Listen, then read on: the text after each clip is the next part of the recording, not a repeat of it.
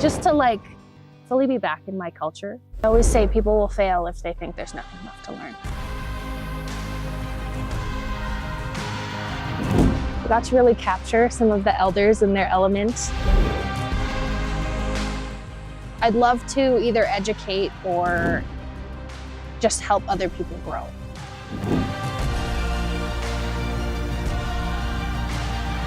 That's your mind, body, and your spirit.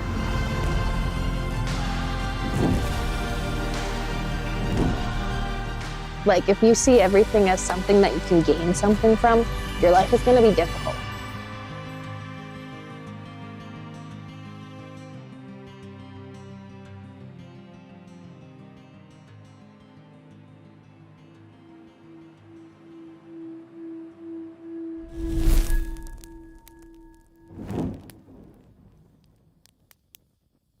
You've been crazy busy, hey? It's been really busy. Yeah. I kind of went from having just like portraits to getting one brand, and then I kind of blew up into like 9 brands now. Yeah, you've been doing a lot of crazy brand work lately. It's really cool to see you go through that journey. Yeah, it's been fun. I wasn't expecting it.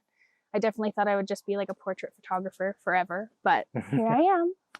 Yeah, that's kind of that's how the route kind of goes, hey? You try to niche yourself into one thing, but you get bored. Yeah, you get bored and, you know, society kicks in and you have to make money and stuff. And the next thing you know, you're doing weddings and portrait photography and creative brand stuff. photography. Yeah. I love my spooky things. And yeah, it's Halloween all year for me. Yeah, you've definitely created a certain style for yourself, which is really cool. I am proud of my style. Yeah, and like regardless of what you find yourself into, like your style is still peeking through, which is awesome. Hell yeah.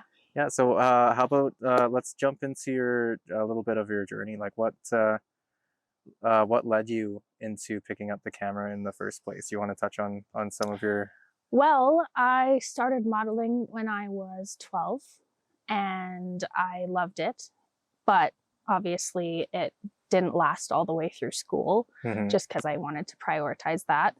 And so I basically was like, well, I'll do modeling for a bit. I'll take a break. My mom got a camera. She got a Canon Rebel T3i or something like that. And I'd go just with my cousins and like do little photo shoots. And I look back on the photos now and it's actually insane. Like what I was doing at 15 years old, editing wise, like it was really crisp and clear and like the skin tones were good. And back then you probably weren't even thinking about it. No, not at all. It was just fun. Yeah. And then I moved to Vancouver and we kind of just stayed there for 3 months. I would take photos around the city and do some like street photography as a little street photography as a little girl.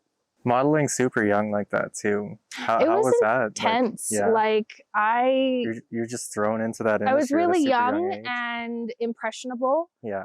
And back then they weren't like super inclusive, you know, and I was always very tall and lanky, but I didn't want to get to like a certain point where I wouldn't fit in the industry, you know, because they're very picky. Yeah. And so it really affected my mental health being like actually in the industry and signed with an agency. At 12 years old? Like that, I could only imagine. Well, there's studies about how kids that do get into modeling and, you know, stuff that directly throws you in front of the camera and how that affects them during their childhood, right? God, yeah. During their upbringing. It made me spiral in many different areas of life. Yeah, and the self-esteem issues too, like that would have to be developed from that. Like being scared of being too tall, like that's and crazy. Like, I don't know, going into places, people would always ask me like, oh, do you play basketball? And it's like, no, I don't. I'm just a girl.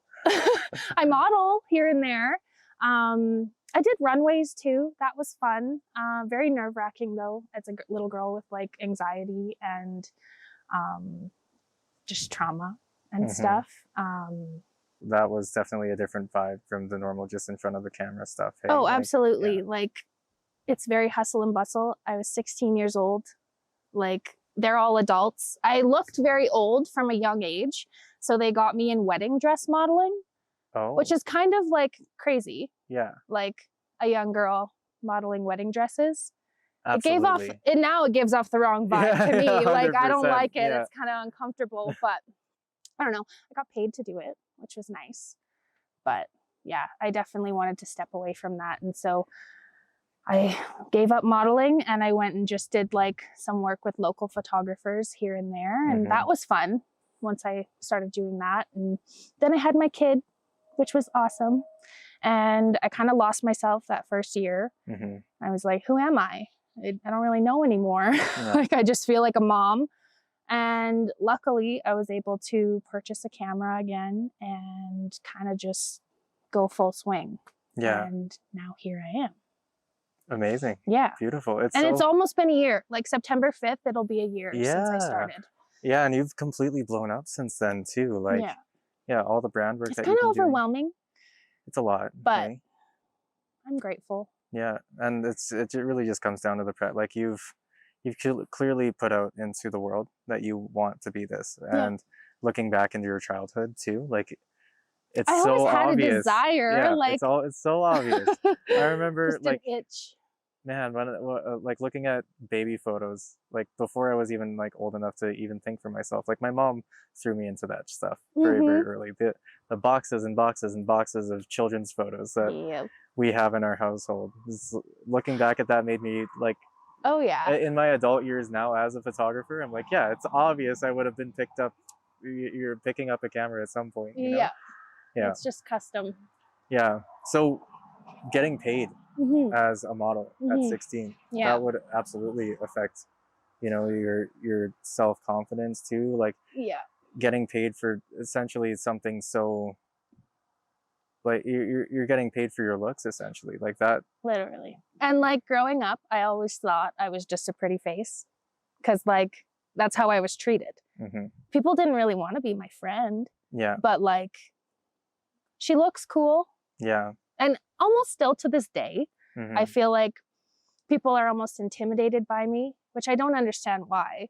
I'm tall, yes, but I'm not mean. I'm not gonna hurt you. You're like the nicest person on the planet. I'm just like a big dog that has a small bark, you know? But no, growing up, it was hard. Even adults, like it was kind of just weird. I'd get comments from like older people being like, oh, you're so pretty. It's like, can you not say that? I'm a child. Yeah. Like, I don't, and that's why I wanted to step out of it. Yeah, the industry can be, there's definitely like a toxic side to it that has been taking over in the last while. We see it get worse and worse and worse. And we've had our stories of like even scary photographers that are using photography as an out for, you know, for the wrong purposes, right? Some of these people will think they have such power because they hold a camera. And in reality, I wouldn't know who you are at the grocery store. So yeah, you have to be humble. Absolutely. I don't know. You're not anything special.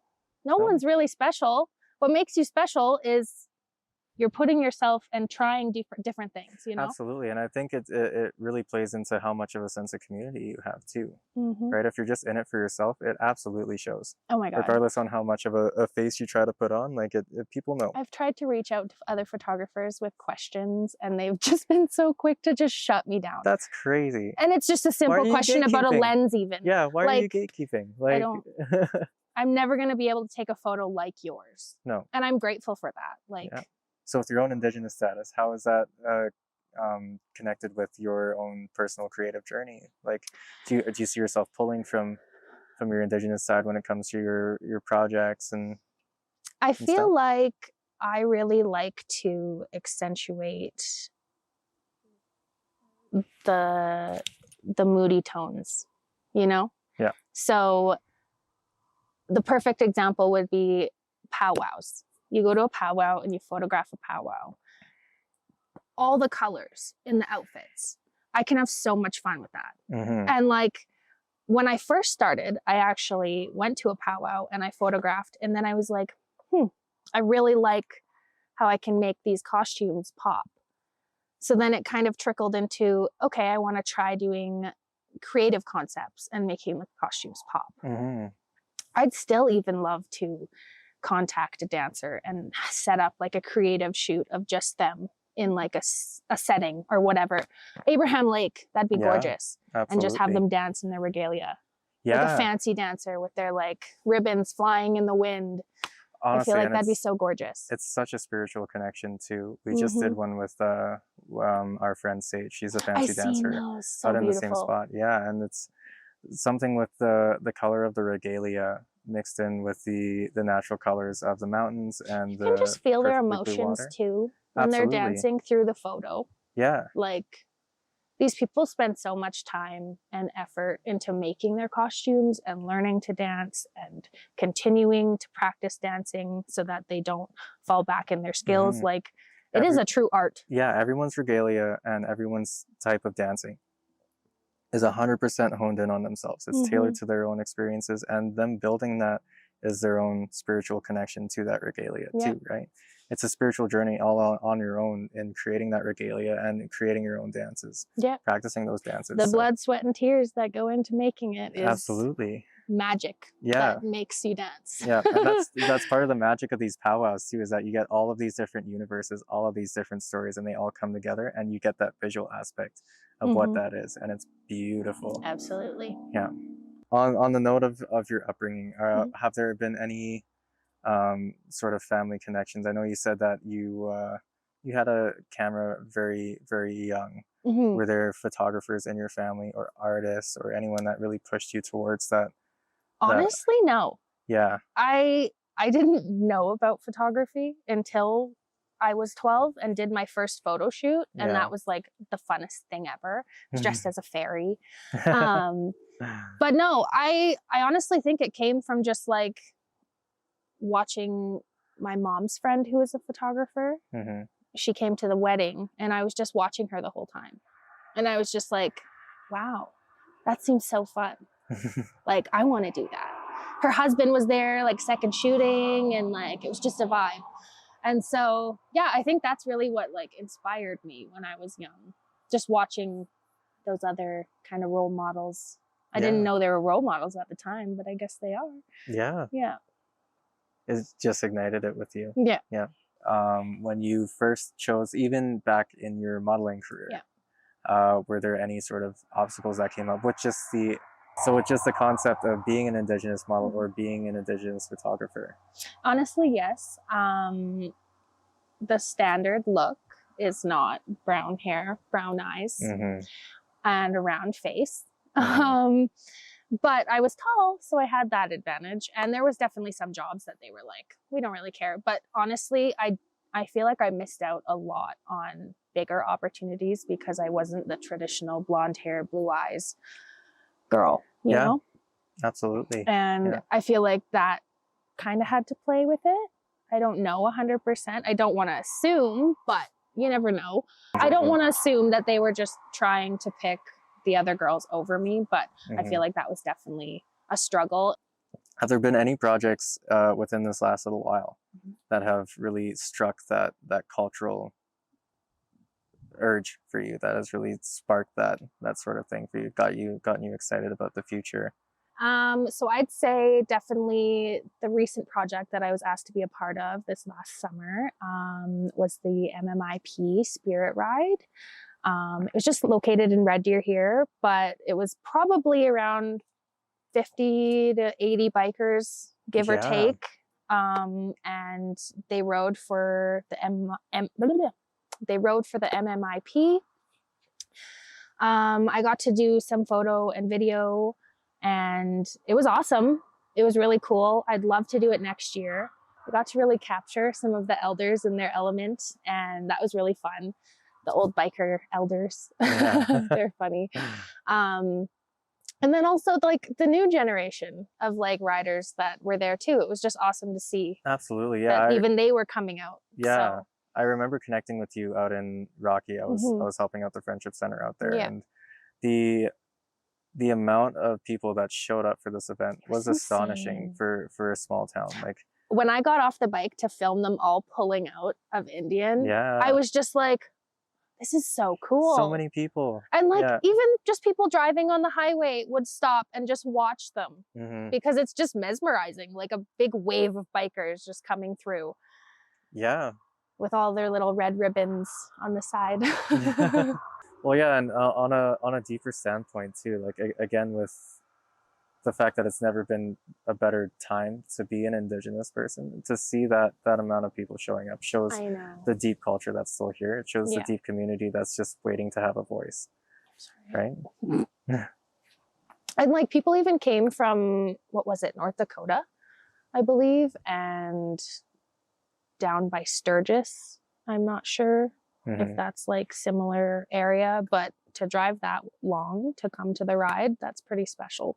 Absolutely. And they even donated like $1,000 at the end towards the movement, which was like super awesome, because next year it'll hopefully be bigger. It was the first one they ever did, so I'm hoping next year will be bigger. And well, with that big of a turnout, there's no way it's not going to be bigger. You know, absolutely. there was a lot of exposure for it. Yes, totally. So yeah, I'm excited for the next year. I'm excited to see that program 5 years from now. I know.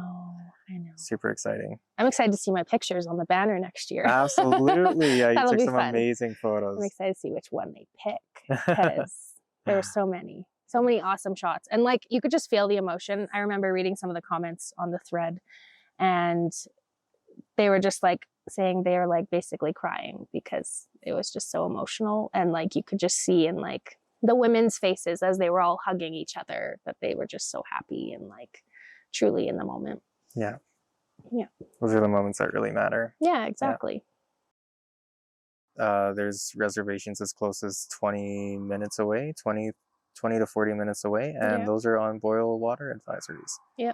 Which is insane to think about in 2024, that there's whole communities that can't even trust the water that's coming through their houses. Right. And like, I just think too, like the kids, they're bathing in it.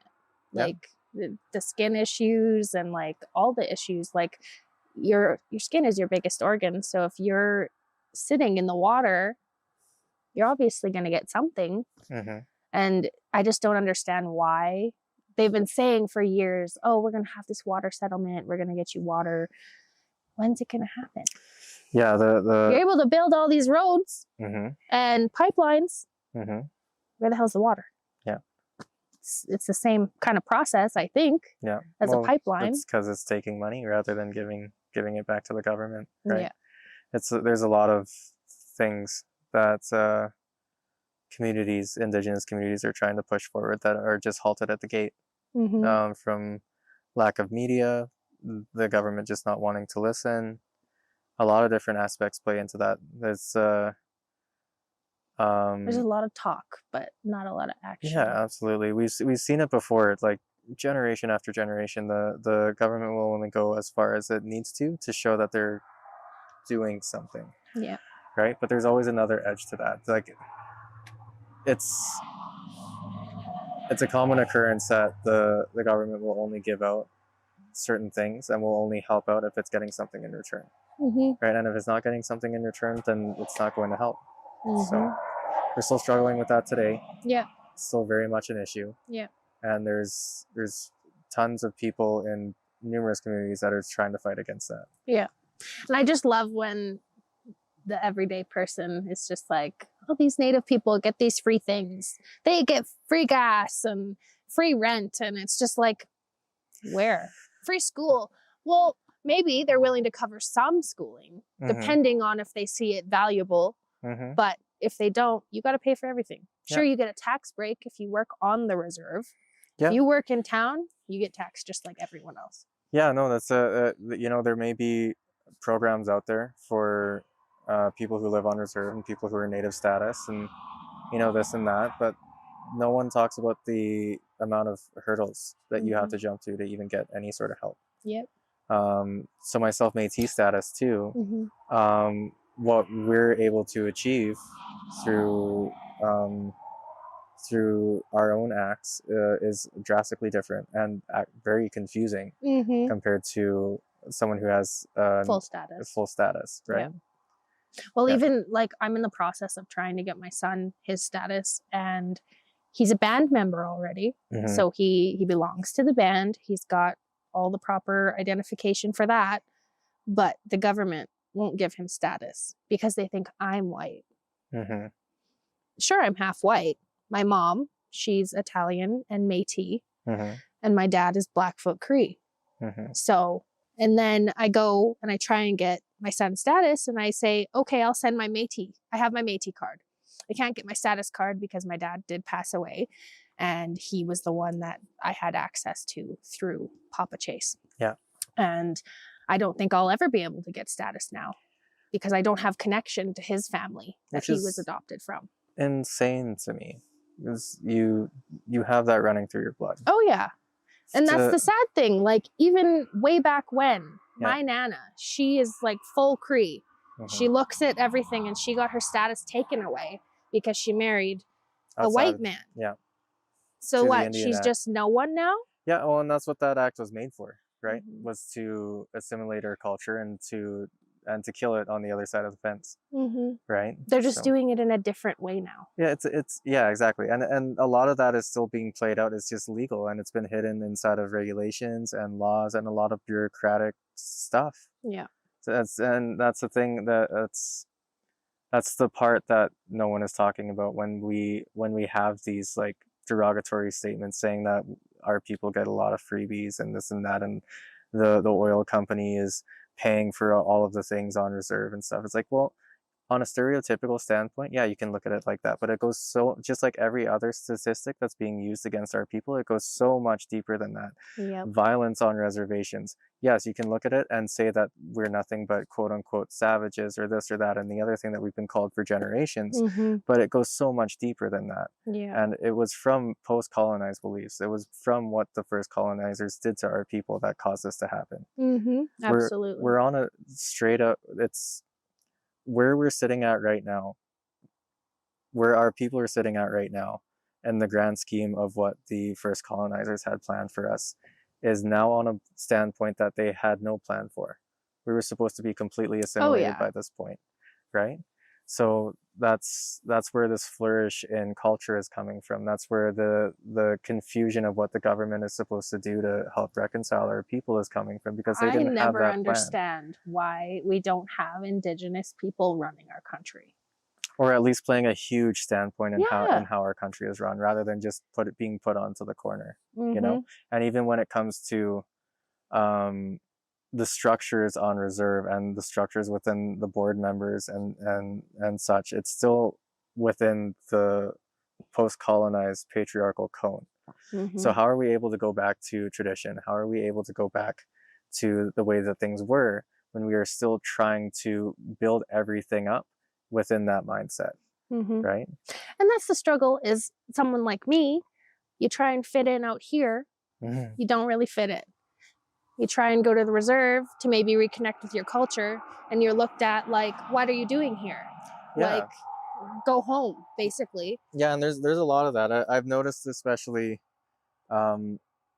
it's more prominent in some reservations than others. Mm-hmm. But there's a pushback on both sides of the proverbial fence, especially if you are identifying yourself as Métis. Mm-hmm. If you're identifying yourself as even two-spirited, even though two-spirited people have been a part of Indigenous culture for a long time, and Yeah. a very prominent part of that culture too. Like those were people of council a lot of the times. Mm-hmm. Those were people that you went to when something was happening within the community. Yeah. And now they're, for the most part, being viewed as a mental disorder or a disability, right? A nuisance, right? They don't know what to do with them because they don't fit in a specific box, which is a post-colonized belief is trying to put They don't everything want to into a box. tarnish a name, but Yeah. I don't know what name they're trying to not tarnish. Yeah. You know, like some of these people are genuinely trying to make a change, but you're so stuck in your ways Mhm. that you're not willing to give them a chance. Yeah, and mirroring that with the Métis perspective of like not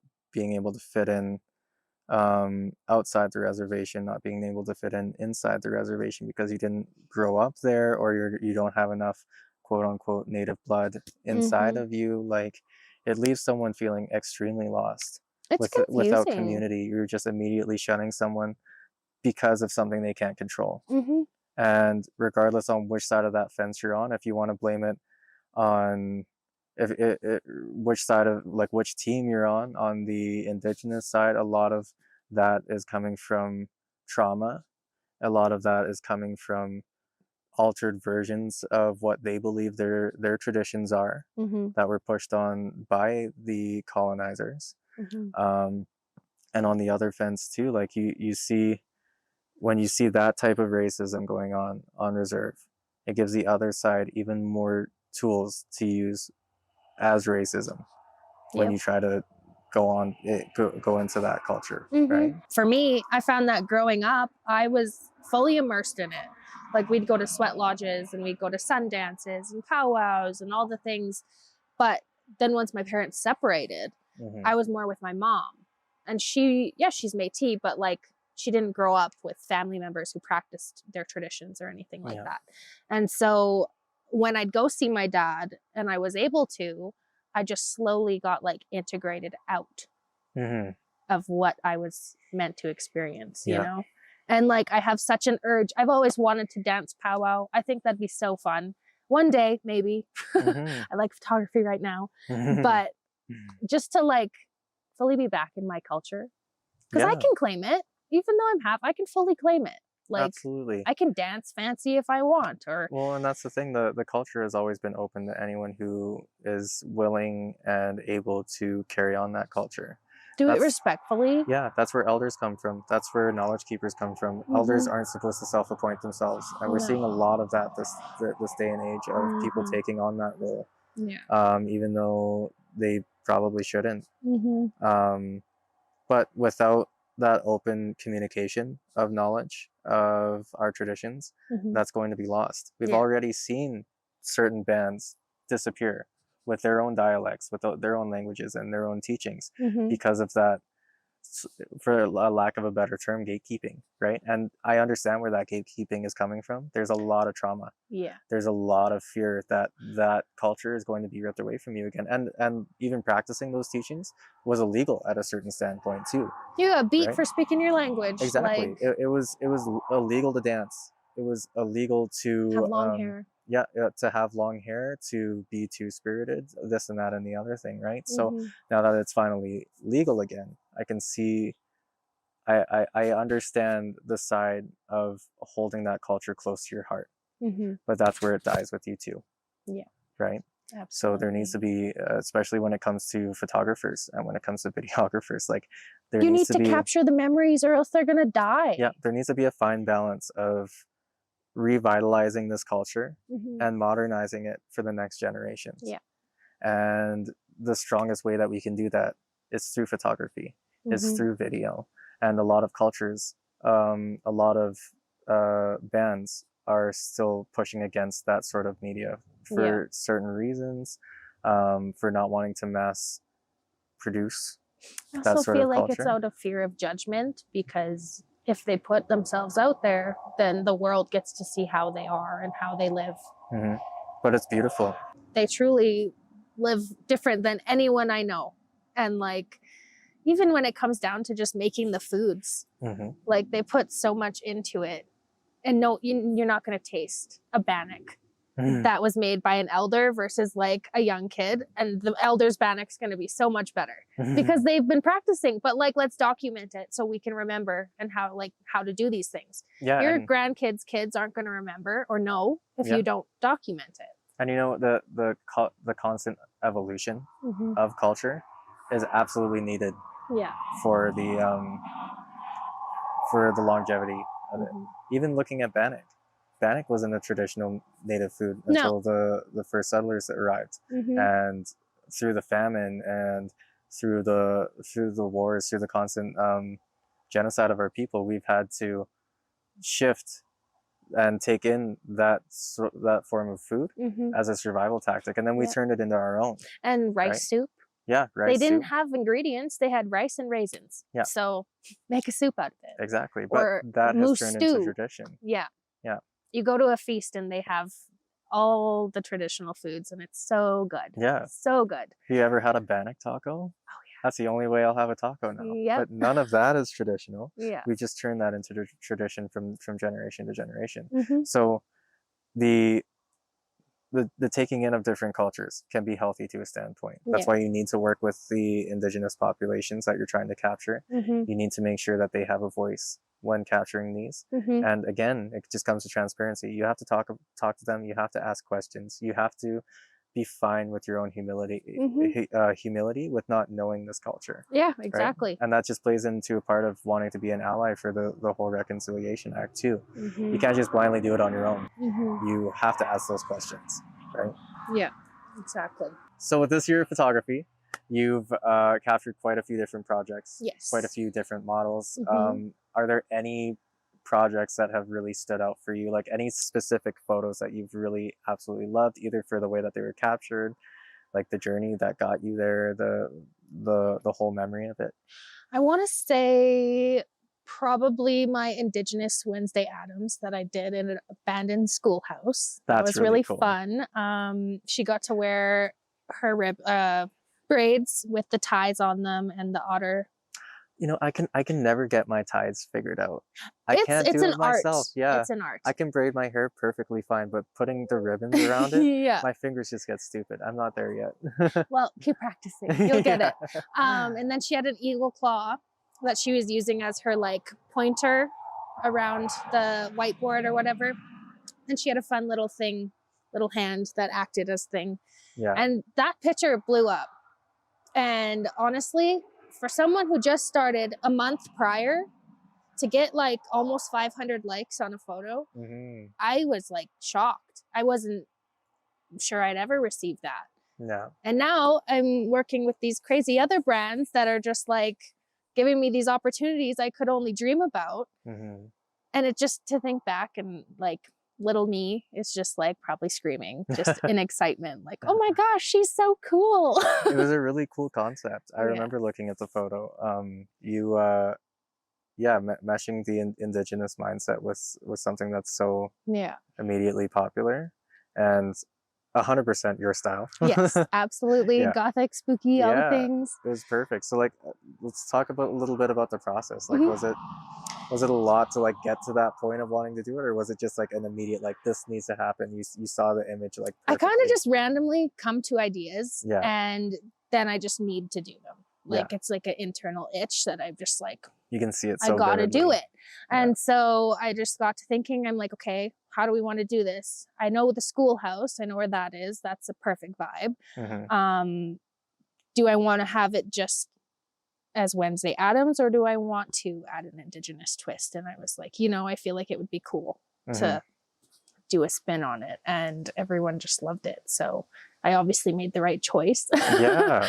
And then for like the process of like planning a shoot, I go to the dollar store and I buy props and all different things. Go to Spirit Halloween and I'll just stock up mainly during fall time Mhm. and then I'll use them all year round. Yeah. So I bought gravestones and I set them up in front of the schoolhouse and had her lay in the grass. So it looked like she was just like chilling with the graves, which turned out super cool. But yeah, sometimes I'll write it all down and make a physical plan or I'll just wing it. Yeah. When I wing it, it often turns out really cool. I think in the idea of winging it, I've had that click in certain projects too, Mhm. where it's like you can plan for so many things when it comes to a project, but do any of those things really come true at the end of it? Not really. It kind of just leaves you with anxiety, right? Mhm. And I know like there's a lot of anxiety that comes with just winging it too, but like there's a lot of stuff that just gets fluffed off your shoulders because Yeah. you remember the fluidity of what photography Sometimes is. when I wing it, I'll just be like, boom, boom, boom, boom, boom. Yeah. Done. Yeah. And we'll be finished in 45 minutes. Other times it takes me a little longer, but the shots are still cool. Yeah. I don't know. There's I a get huge, distracted I think there's a sometimes. huge teaching of flow state when it comes to just like going, like bringing your camera out there and just saying, screw it, I'm going to capture what I capture, Mhm. right? But yeah, when you start to plan too much for these projects, that's when things start going downhill. The Yeah. dollar store thing is also a great idea, especially yeah. if you're on a budget. There's so many, oh man, Everything's dollar under store these $5. days, yeah, Like if I want some fake greenery to put on the backdrop of Mhm. like a model and we're doing like a fairy theme, dollar store. yeah, Like I can spray paint anything and make it look cool, basically. yeah, and you don't have to dump a whole lot of money right out of the gate. Like Mhm. if you have a project coming up, you just take a trip to the dollar store and see if there's any specific textures that like really, you know, tickle your fancy. Yeah. Even like going and buying that, like, I think it's cellophane. Yeah. Yeah. Yeah. Crumpling it up, putting it out, and having the model sit behind it. Yeah. Looks so cool. Yeah, and just putting certain textures in front of your lighting. Mm-hmm. Like even like a cheese grater in front of your main pot light could put some crazy cool shadows on your subject, right? Yeah. You can really do anything when it comes to photography. Yeah. You just have to be willing. Also, so we have a few different roles here, right? You're an Indigenous photographer. Yeah. You're also a woman in the industry. How do you choose to mirror the sort of strength that you have in your photography, in your work? I feel like I try to always leave the client feeling their best. Yeah. And especially from my experience of working with other photographers, sometimes you don't leave feeling the best. They make a weird comment and you're just like, I didn't like that. And so I always try and boost them up, give them compliments. Basically, I'm their personal hype man, and that's my only job that day, is to make them feel good. And I think being a woman and having confidence in that realm, it's encouraging to the models because I have the experience to help them, as opposed to some other photographers who might not give them pose coaching. Yeah. I do pose coaching, I do hair, I do makeup, I do styling, I do it all. So if you don't feel good about yourself and you want me to help you, I will 100% help you and help you feel the most beautiful you've ever felt. I think that's so, first off, so important. And secondly, a huge superpower to have coming from your upbringing as a model, right? You've had a lot of the experience on the other side of the camera. You kind of, you know what the models are going through, whether so experienced or not. Like, honestly, going to a shoot with someone, it can be very nerve-wracking. Oh, yeah. And yeah, with a new person too, like, it's one thing that you know the photographer. It's a completely other thing if you're just getting signed on to a job, right? And I've found like a lot of other photographers that I've worked with, they're very business, you know, it's very professional and like it's just to the point. Get the shot that they want and out. And we're done. Yeah. But my goal is to make you feel like I'm there to be your friend and to help you. Yeah, well, and you're telling a story with this person too, right? Regardless on if you're getting paid for a brand or if you're getting paid for like just a different job or anything like that. If it's documentary style, like whatever, you're telling a story every time you pick up that camera and you go to take a photo. And that's always been the case with photography. You're a journalist in a sense. Yeah. Right? And if you forget that, then you're not really a photographer. You're not. What are you doing at that point? You're just taking photos. If those photos don't have a story or don't have like a connection to your heart, then what are you doing with it? Some of the people that book in, they truly might not ever do it again.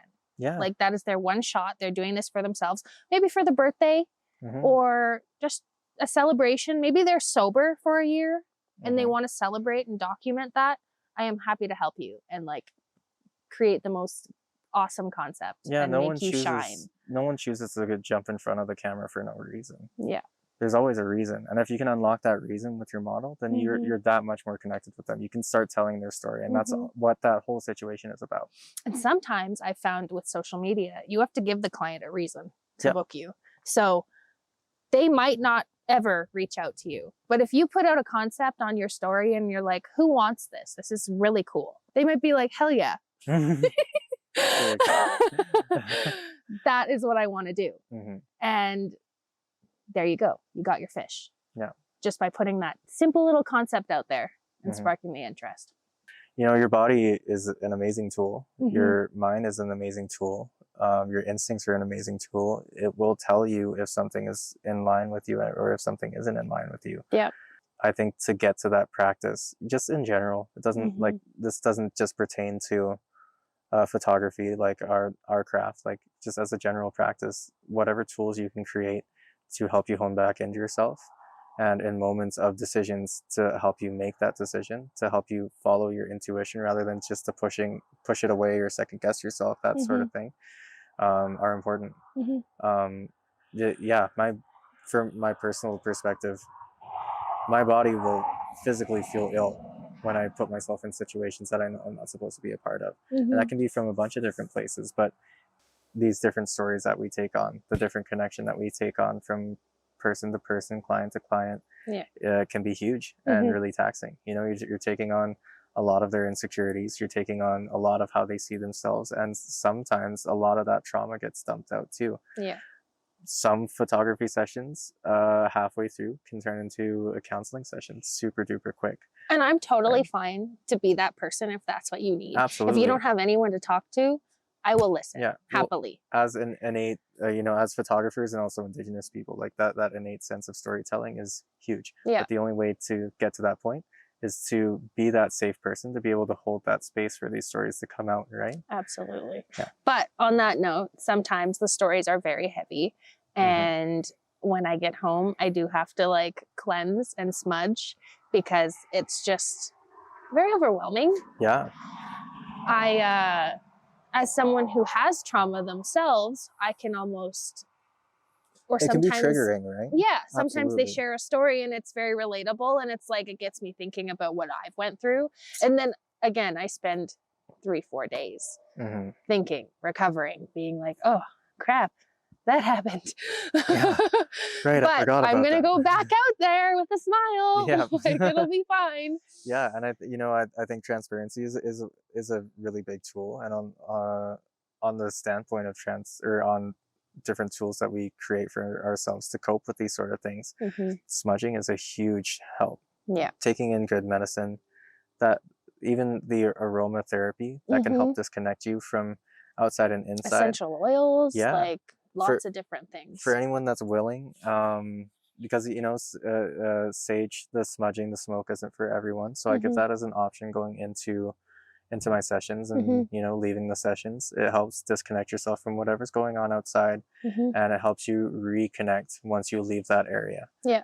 Right. But anything that you can help create that safe space for that person is key. Develop your own tools. Oftentimes, even like if I have a connection with a person and like I understand they've been through a lot, as an Indigenous person, I feel like it's my job to like share medicine and teach other people. Usually in the summer and fall time, I'll go out to Dry Island or even the reserve, and I'll pick sage and I'll just dry it out and store it in bags in my cupboard. And whenever I feel the need, I'll just bring a little bag with me and gift it to people that need it. Absolutely. So, I think teaching why we use that medicine is absolutely huge when you're giving it out as well. Yeah. And just that quick conversation of why we use it, how we use it, like the different ways that, you know, everyone has their own different ways of using that type of medicine, and there's a lot of different types of medicine too. With medicine, there can also be the abuse of medicine. So we've seen the mass producing of sage and it being sold in new age spirituality stores, which is a big no-no. Like if you know of the teachings of white sage, you know it's not supposed to be sold like that. The practice is to give something of yourself in return. So giving an offering of tobacco. As someone who is witchier, another offering would be a little bit of your hair. Yeah. Like, absolutely. It's just something natural to give back to the earth. You don't want to give them like paper or... Well, you don't want to pollute. Yeah, right? Exactly. Like, but anything that'll go back to the earth, happily. Yeah, don't put like a bag of Lay's in the Have ground these and bury chips. that. Yeah, no. Yeah, anything natural that can be given back to the earth. Hair is a really big one, and you know, hair. We know that there's a huge connection to our long braids and the mirroring of the braiding of the sweetgrass and stuff like that too. So it can absolutely be used as an offering. Even as an Indigenous person with hair, brushing my hair, I don't throw my hair out. In the garbage when I clean my brush. I will put it back to the earth, and hopefully a bird will find it. Like, use it for their nest. Yeah, that's beautiful. It's not something to be thrown out. When you're braiding your hair, that's your mind, body, and your spirit. So you're just throwing that out? No. You want to keep it safe, and you want to return it back to the earth. Yeah. So I think that's a really beautiful thing to practice. So pulling it back to our own coping mechanism. So yeah, good medicine is a huge tool that we can use in helping recharge ourselves, helping disconnect from anything that goes on in that photo session. And yeah, it should absolutely be used as something to offer to your clients as well, to anyone who's walking into that space with you. Potentially needing a little help. Yeah, yeah.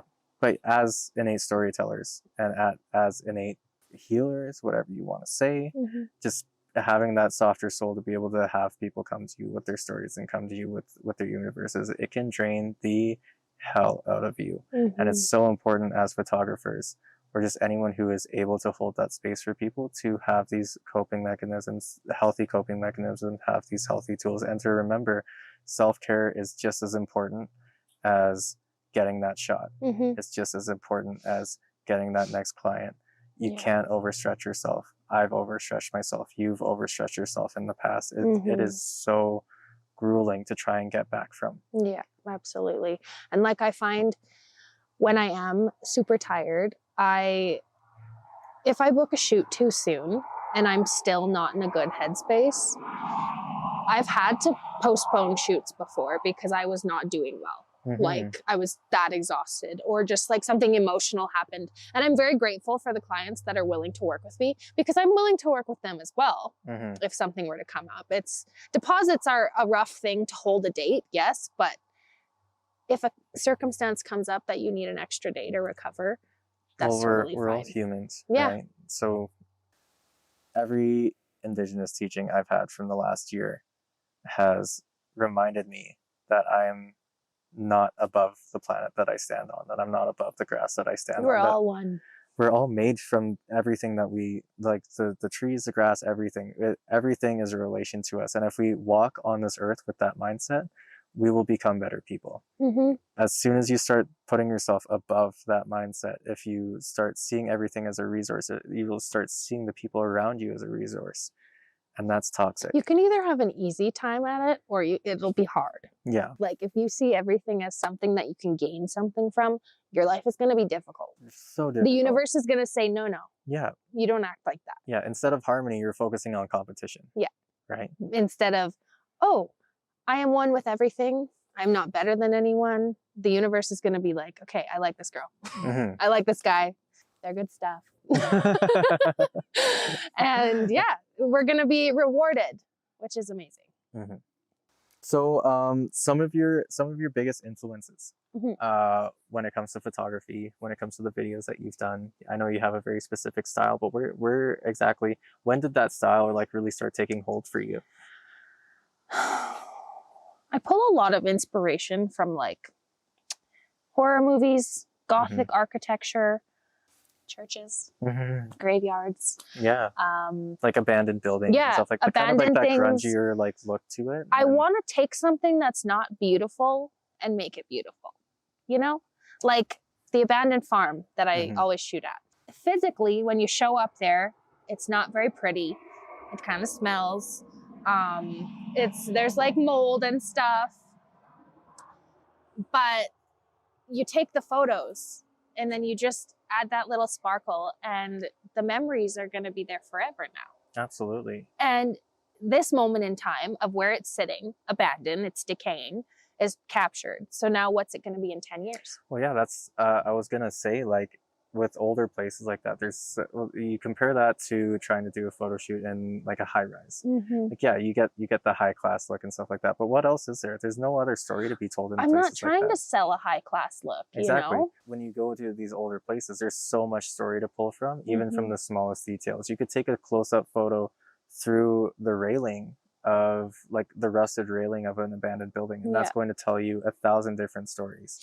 This one house at the farm, how it's laid out. There's a Quonset, there's a house, and then there's a trailer, and then a barn. And so the house is the oldest building there. There's a fridge. You look through the window, and sometimes when I go, the fridge is open and sometimes it's closed. But on the front of the fridge, there's the calendar. And on the calendar, there's dates written from this family's life and what they were doing.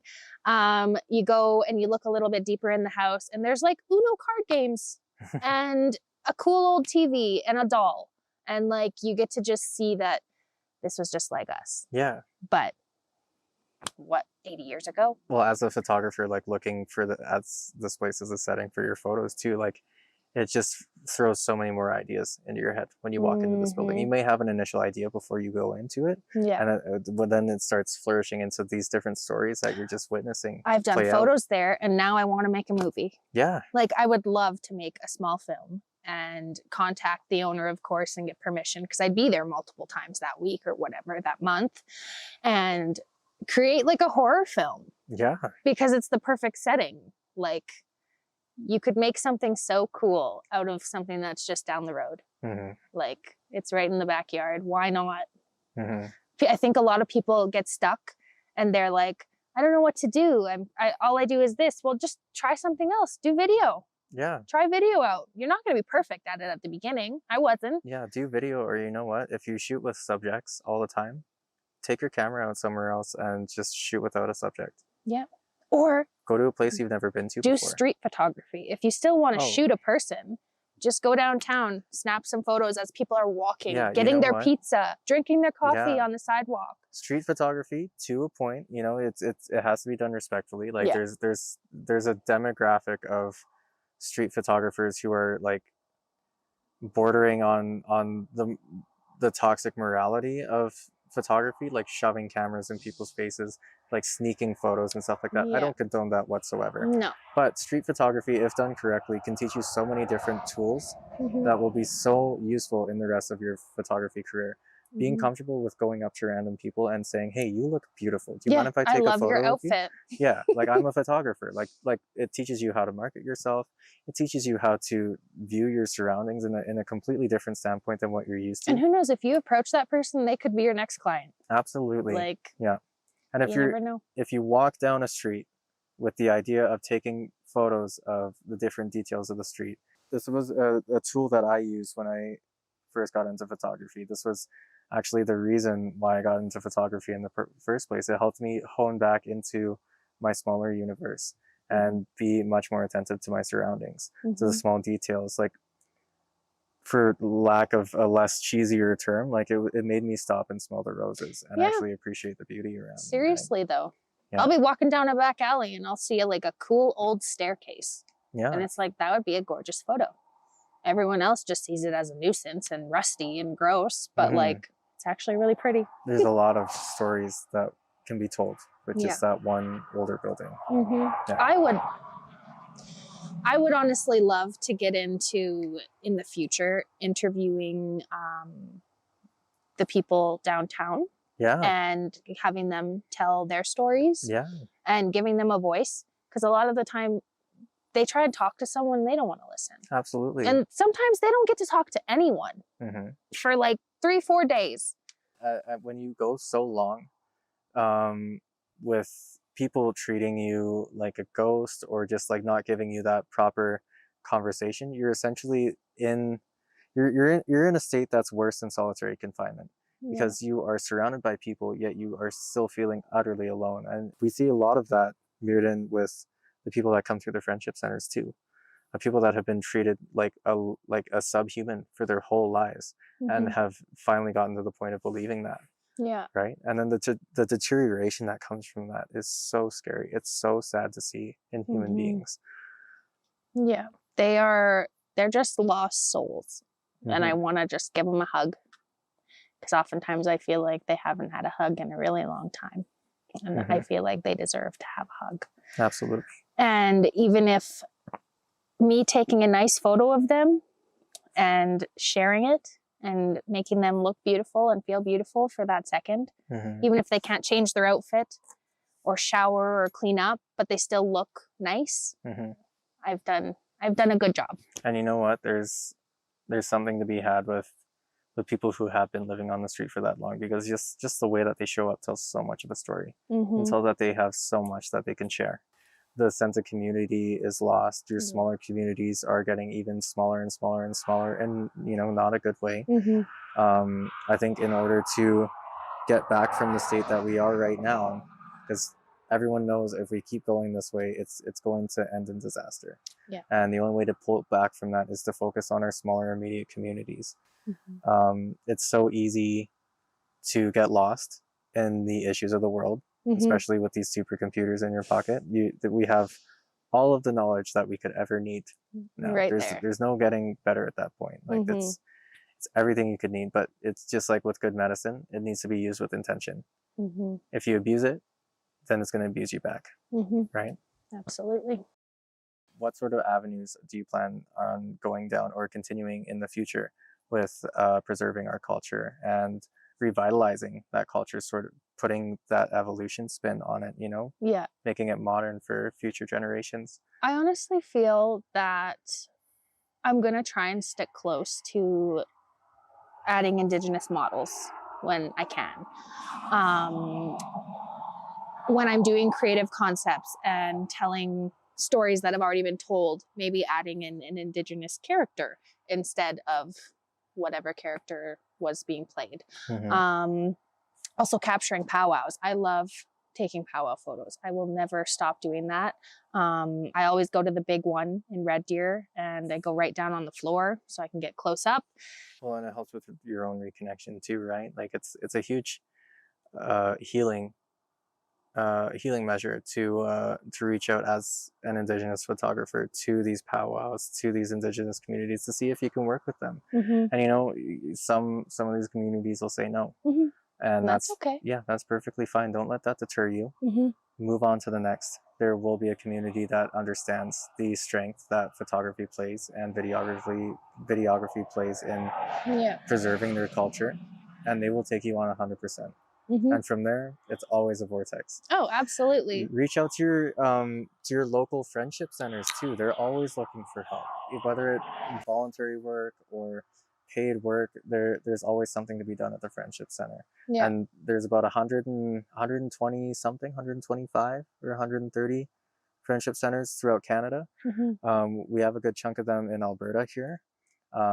In Red Deer, we have one. It's important that we have those places for people to gather and get resources and really anything. Absolutely, the friendship centers are essential, and you know that's they're usually located in urban areas, and I think that plays a huge part in the revitalization of our culture as well, because urban Indigenous communities play a huge part in our population, our Indigenous population in Canada.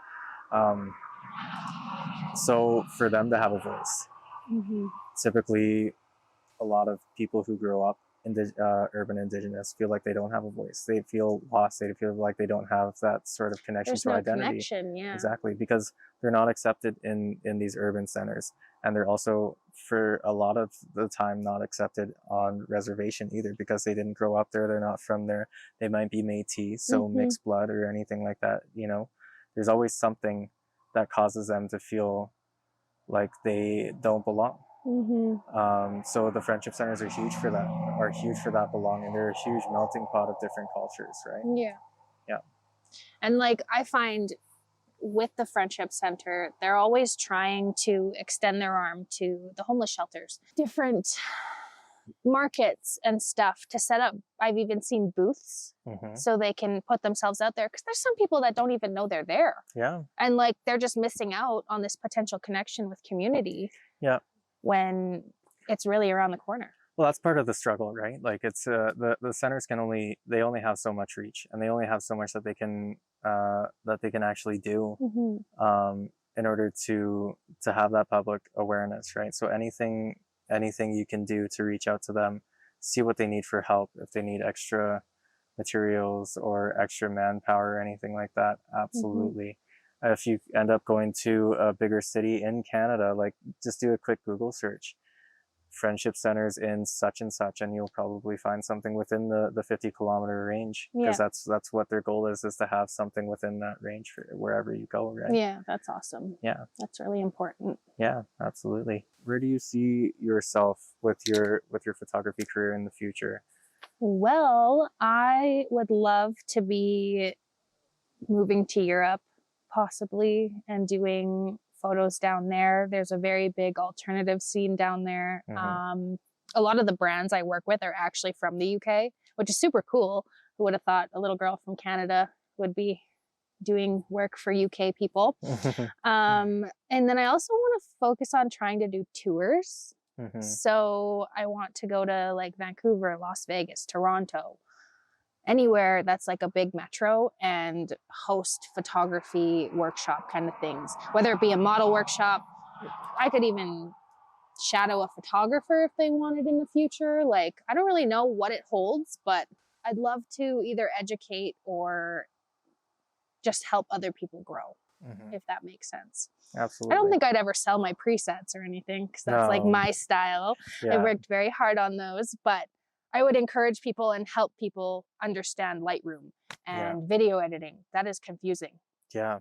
But if I could maybe make like a little beginner's course, that'd be fun in Honestly, the future. I've noticed like these types of workshops, I think, are essential for especially more Indigenous communities too, because there's not a whole lot of creative outlets for to have the a youth out there. photographer workshop on the reserve, or a model workshop at like one of the centers, and have the younger girls come and do their own little fashion show, and we could get an Indigenous brand involved, and they could go home with a shirt. Like, I feel like it would be so fun and just make them feel special.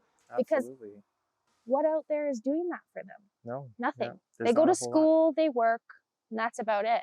Yeah, well, especially on reserve, right? There's not a whole lot of avenues for different styles of work or different styles of education. And you know, there are certain programs that are doing that right now as well. Like the there's a filmmaker course that's been going through Alberta to specifically the Indigenous communities, running they'll run like a 5-day course of how to create a film and stuff like that. But why not just have that in these communities? Why not have that creative outlet for these youths to take up something so modern and to use that as a tool to showcase their culture, right? If the high school in Red Deer can have a photography course, why can't the high school on the reserve? Absolutely. Just put yourself out there. There's so many things you could be doing with your talents that you don't even know you have yet, because you haven't explored them. I didn't know I was going to be a photographer. I didn't know I could edit a photo. But here I am, and I'm obviously doing something right, because I've been able to grow and substantially too. So it's just, you got to stick to what you're meant to be doing.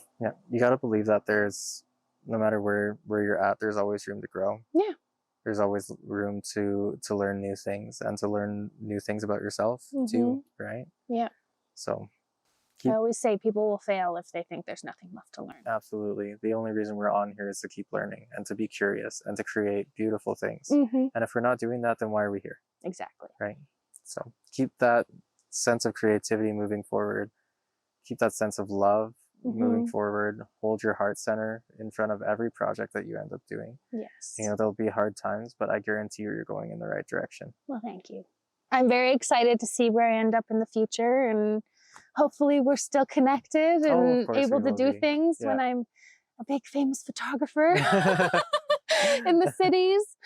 But I'm always going to remember Red Deer. It's my roots, but I feel like it's definitely eventually time to spread my wings and go somewhere else. Time to travel and see where the photography takes you. Well, beautiful. I think that's a good place to leave off on. Thank you so much for bringing us out here, and for sharing one of your beautiful photography spots with us. And yes, this beautiful old church. I love her. Yeah. She has lots of stories, I'm sure. Beauteous. All right. Well, thanks to everyone who decided to stick with us through this journey, and comment and like and share this photo. Share with us anything that has connected with you through our conversation today. And if you'd like to follow Bailey on her journey, all of her social media handles will be in the description. Please give her a follow, and let her know too anything that you've taken away from this that'll help you on your own journey. Other than that, I'll see you in the next episode. Hi.